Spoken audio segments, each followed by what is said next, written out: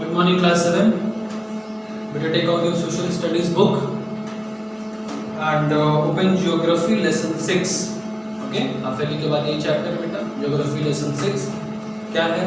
Chapter name elements of weather and climate. ठीक है, तो आपको अब elements of weather and climate पढ़ना है कि वेदर किस किस चीज़ों पर डिपेंडेंट है या कैसे कैसे वेदर को हम डिटरमाइन करते हैं, क्या क्या फैक्टर्स आते हैं वेदर में और क्या क्या चीज़ें आती हैं क्लाइमेट में. ठीक, ये चीज़ें आपको दोनों समझनी है वेदर और क्लाइमेट के बारे में. तो चलिए पढ़ते हैं वेदर और क्लाइमेट क्या है. ठीक है, देखो वेदर को डिफाइन किया जा सकता है day to day state of atmospheric of a particular place. किसी एक पर्टिकुलर प्लेस का जो डे टू डे मतलब पर डे जो एटमॉस्फेयर है, ठीक है, वो वेदर जो है वो घंटों में भी चेंज होता है, दिन में भी चेंज हो जाता है. ठीक है, तो पर्टिकुलर डे टू डे जो चेंज आता है मौसम में, माहौल में, वही वेदर होता है. ठीक, क्लाइमेट की बात करें, ठीक, अच्छा क्यों आता है? It includes temperature, atmospheric pressure, wind, humidity, precipitation. बहुत सारी चीजें बता रहा है कि दिन भर में जो चेंज आता है वेदर में उसके बहुत सारे कारण हैं.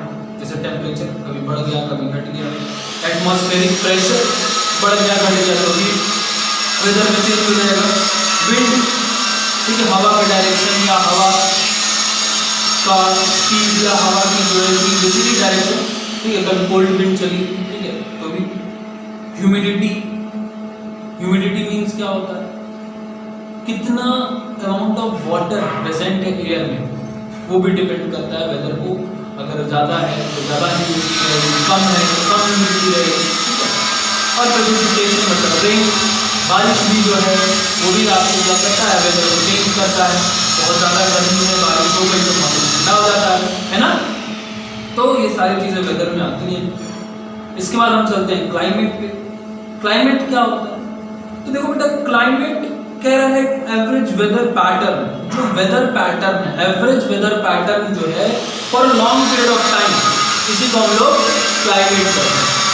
मतलब जैसे आपको पता है कि जनवरी फरवरी में ठंड रहेगी, मार्च में जो है कि ठंड नहीं रहती है लेकिन अब बहुत गर्मी भी नहीं रहती है, अप्रैल में गर्मी थोड़ा शुरू होती है अच्छे से, और मई बहुत गर्मी रहती है, अप्रैल मई में बहुत गर्मी पड़ती है. जून में हल्की बारिश होने लगती है, जुलाई में बारिश होती है, अगस्त में जो है वो बारिश कम होती है लेकिन मौसम बहुत गर्म होता है ना, बहुत ठंडा. सितंबर में भी वही हाल, मौसम बहुत गर्म भी होता है और बहुत ठंडा भी होता है, बल्कि बारिश भी कभी कभी हो जाती है सितंबर अक्टूबर के समय. फिर नवंबर में ठंड शुरू होती है, दिसंबर में बहुत ज़्यादा ठंड हो जाती है, और फिर से वही जनवरी में फिर ठंड रहती है, फरवरी में ठंड. तो ये जो पैटर्न है कई साल से ऐसा चल रहा है कि जनवरी में ठंडी रहेगी, फरवरी में ठंडी रहेगी. इस तरह का जो पैटर्न है, मई जून गर्मी का महीना रहेगा, अप्रैल में जून. तो ये पैटर्न जो है वो कई सालों से, मतलब 100 साल 150 साल से कई वैसे ये पैटर्न चल रहा है. तो जो एवरेज पैटर्न चलता है, एवरेज वेदर कंडीशन चलती है लॉन्ग पीरियड ऑफ टाइम के लिए, उसी को हम लोग क्या कहते हैं? वेदर, क्लाइमेट कहते हैं. ठीक, समझ में आई बात? Element determining weather and climate, जो एलिमेंट्स डिटरमाइन करते हैं, दोनों को ही एक ही एलिमेंट्स डिटरमाइन करते हैं. टेम्परेचर, एटमॉस्फेरिक प्रेशर, ठीक है, और विंड, ह्यूमिडिटी, कंडेंसेशन, प्रेसिपिटेशन, ये सारे फैक्टर्स दोनों को डिटरमाइन करते हैं. उन्हीं के बारे में हमको पढ़ना है. तो सबसे पहले टेम्परेचर के बारे में पढ़ते हैं. भाई देखो क्या है टेम्परेचर. टेम्परेचर क्या होता है? Temperature means degree of hotness और coldness of earth atmosphere at a particular place and time. किसी पर्टिकुलर प्लेस की, किसी विशिष्ट प्लेस की, किसी विशेष समय, किसी पर्टिकुलर समय, किसी पर्टिकुलर टाइम, किसी प्लेस का जो टेम्परेचर होगा, जो हॉटनेस होगी, जो कोल्डनेस होगी, जो भी चीजें होंगी, उसी को टेम्परेचर कहते हैं. मतलब अभी प्रेजेंट में वाराणसी में क्या है? ठंडी है, टेम्परेचर क्या है? डाउन है. ठीक है, आप गर्मी में चले जाओ, मई जून में टेम्परेचर बढ़ जाता है 40 डिग्री 45 डिग्री 50 डिग्री के आसपास हो जाता है, टेम्परेचर हाई हो जाता है, हॉटनेस हो जाती है, तो टेम्परेचर इंक्रीज करता है. ठीक, तो प्रेजेंट टाइम में जो या प्रेजेंट पर्टिकुलर प्लेस पे पर्टिकुलर टाइम पे जो भी टेम्परेचर की स्थिति है, जो भी एटमॉस्फेयर की स्थिति है, गर्म है ठंडी है, उसी को हम टेम्परेचर कहते हैं। बता रहा है कि वेराई कर सकता है डे टू डे, कभी बहुत ठंड हो सकती है, जैसे आज बहुत ठंड हो सकती है, कल हो सकता है थोड़ी कम हो जाए, बस हो सकता है और ज़्यादा हो जाए। तो ये डे टू डे चेंज होता है, ठीक है। मंथ टू मंथ भी चेंज होता है, महीने टू महीने तो बदलता ही है। फिर क्या कह रहा है, जैसे बताया गया कि जनवरी फरवरी ठंडी, मार्च में ठंड कम हो जाती है, अप्रैल में गर्मी आने लगती है, मई में बहुत गर्मी हो जाती है। तो मंथ टू मंथ जो है ये चेंज होता रहता है टेम्परेचर। एक इम्पॉर्टेंट फैक्टर, ठीक है, an important factor affecting the temperature is isolation. अब आइसोलेशन, इंसोलेशन, इंसोलेशन क्या होता है? Insolation means the amount of solar energy or radiation received by the earth is called insolation. जो amount of sun rays या heat या radiation sun से हमें अर्थ को रिसीव होती है वही इंसोलेशन है। ठंडी में कम रिसीव होती है इसलिए ठंड रहती है, गर्मी में ज़्यादा सन रेज आती है, ज़्यादा जो है कि रेडिएशन उसका मिलता है अर्थ को, इसलिए गर्मी रहती है, ठीक है। तो उसी को हम लोग इंसोलेशन कहते हैं। आपके क्वेश्चन आंसर में भी है, आप समझ लिए। और एक चीज बता रहा है बेटा, इंसोलेशन मैक्सिमम कहाँ पे होता है, सबसे ज्यादा इंसोलेशन कहाँ पे होता है? तो इक्वेटर के पास। और जैसे जैसे आप चाहे नॉर्थ बढ़ोगे चाहे साउथ, वैसे वैसे इंसोलेशन डिक्रीज होता है। नॉर्थ पोल पे बहुत कम होता है, साउथ पोल पे भी बहुत कम होता है, क्योंकि वहाँ तक सनरेज ना के बराबर पहुँचती हैं, इसलिए वहाँ इंसोलेशन इंक्रीज करता है, कम होता है। और इक्वेटर के पास सबसे ज़्यादा पहुँचती है, इसलिए वहाँ पर सबसे ज़्यादा हाई होता है, ठीक। Depending on the amount of isolation receive the earth has divided into 3 heat zones. जिस हिसाब से इंसोलेशन हमारे अर्थ को मिलता है, ठीक है, पर्टिकुलर हर पार्ट पे अलग अलग तरह का इंसोलेशन अर्थ रिसीव करते हैं, कहीं ज़्यादा, कहीं उससे कम, कहीं एकदम कम। तो उस हिसाब से अर्थ को 3 हीट जोन में बांटा गया, ठीक है, 3 हीट जोन। हीट मतलब गर्मी, जो सबसे ज़्यादा गर्म जोन रहता है वो एक रखा गया, एक जो उससे थोड़ा ठंडा रहता है, और एक जो एकदम ठंडा रहता है, ठीक। तो 3 जोन में डिवाइड किया गया, 3 हीट जोन बनाए गए। देखो कौन कौन से। पहला हीट जोन जो आपका है वो है टॉरिड जोन। टॉरिड जोन कहां से कहां तक पड़ता है? ट्रॉपिक ऑफ कैंसर यानी कि 23.5 डिग्री नॉर्थ से लेके और 23.5 degree south tropic of Capricorn के बीच में, इसमें कि इक्वेटर बीच में आता है।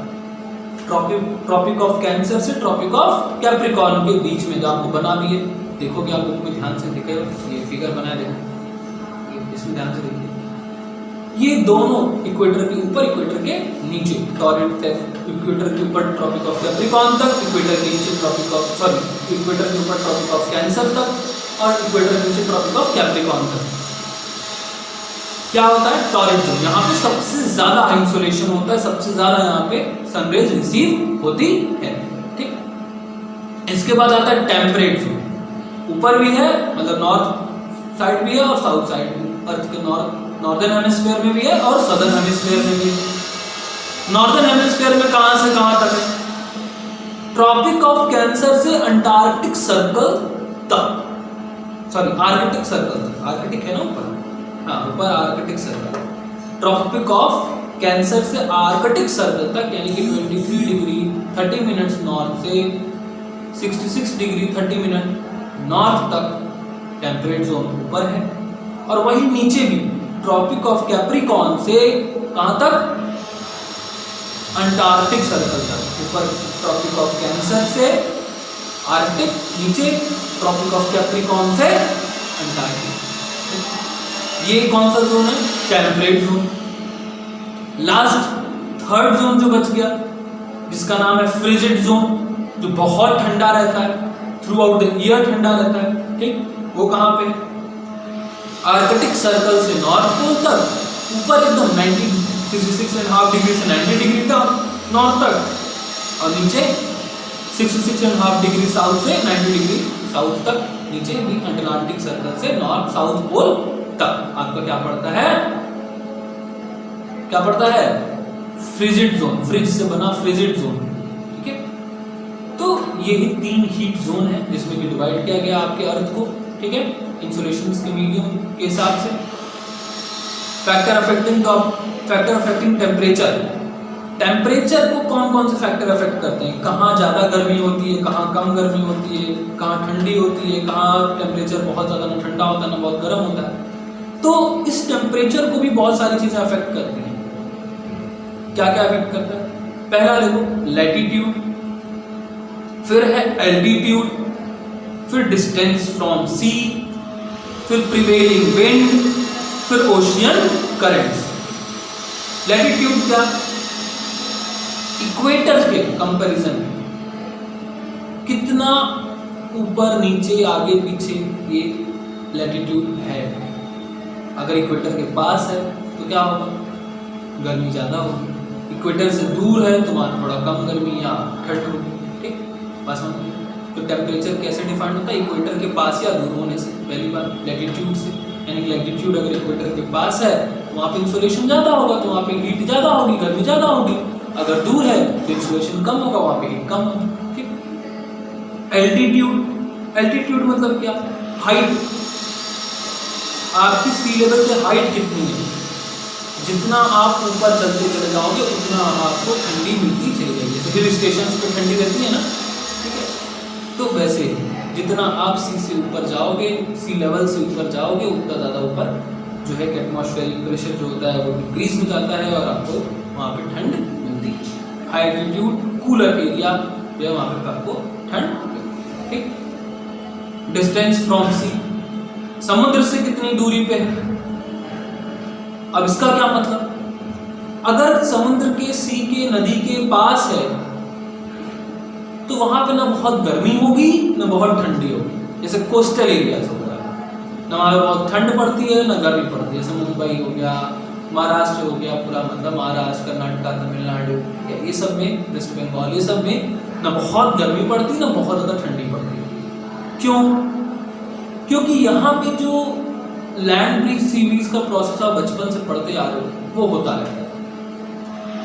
गर्म एयर जो है वो लैंड से होकर के सी के पास जाएगी, सी की ठंडी एयर आके लैंड को कवर करेगी, ये चलता रहता है।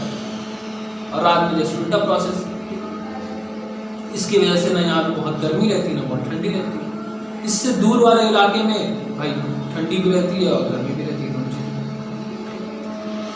इसके बाद आता है प्रिवेलिंग विंड।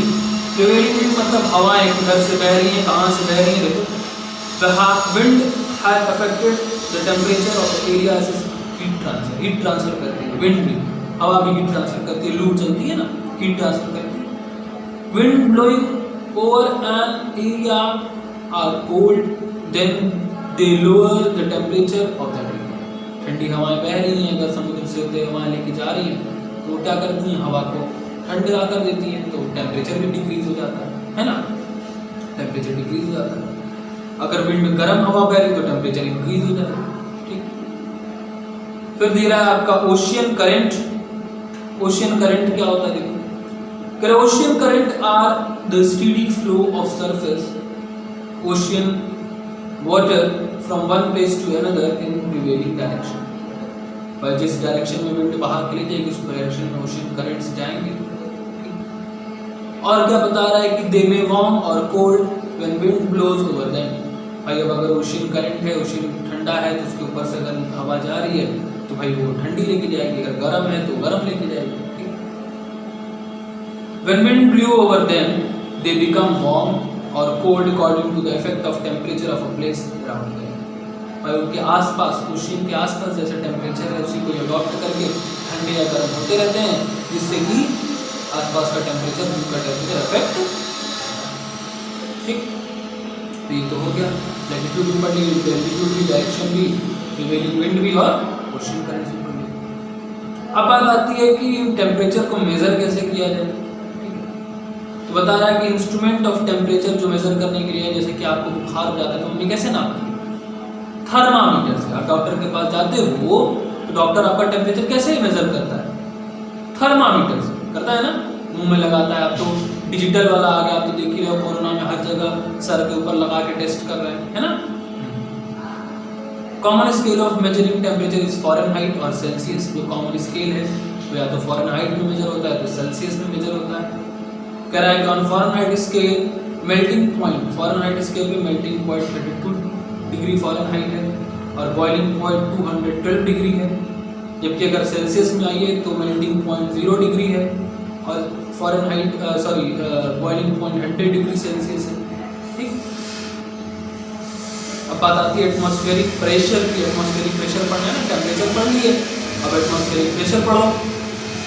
एटमॉस्फेरिक प्रेशर क्या होता है? Air has weight and it exerts pressure on the earth surface. ये भी जानते हो, हवा का भी वजन होता है।